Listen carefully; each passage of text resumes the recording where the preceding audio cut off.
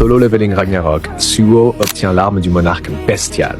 Après avoir remporté son combat, Suo ouvre immédiatement son inventaire. Plusieurs récompenses apparaissent devant ses yeux. Parmi elles, une nouvelle compétence capable de frapper plusieurs ennemis en même temps. Puis son regard se pose sur l'épée abandonnée par le chasseur possédé. Il tend la main.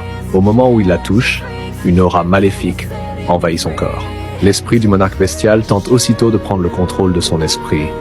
Mais contre toute attente, rien ne se passe. L'épée change alors d'apparence. Une notification apparaît, objet obtenu, croc de Rakan. Pourtant, l'esprit du monarque bestial demeure enfermé à l'intérieur de la lame. Suo décide immédiatement de tester sa nouvelle arme. Il active sa toute nouvelle compétence. Frappe tempête. Une violente onde de choc explose autour de lui. Tout ce qui l'entoure est balayé. Suo esquisse un sourire. Le problème, c'est que cette technique consomme presque tout mon mana.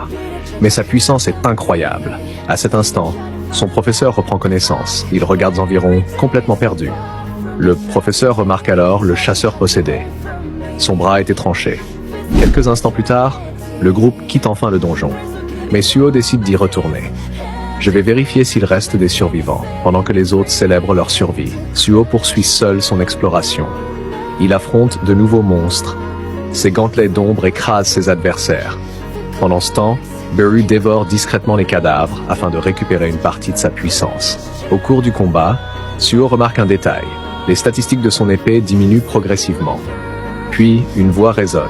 « Tu pensais vraiment que je coopérais avec le sang du monarque des ombres ?» Suo s'arrête net. L'épée parle. Abonne-toi pour ne pas rater les prochains chapitres.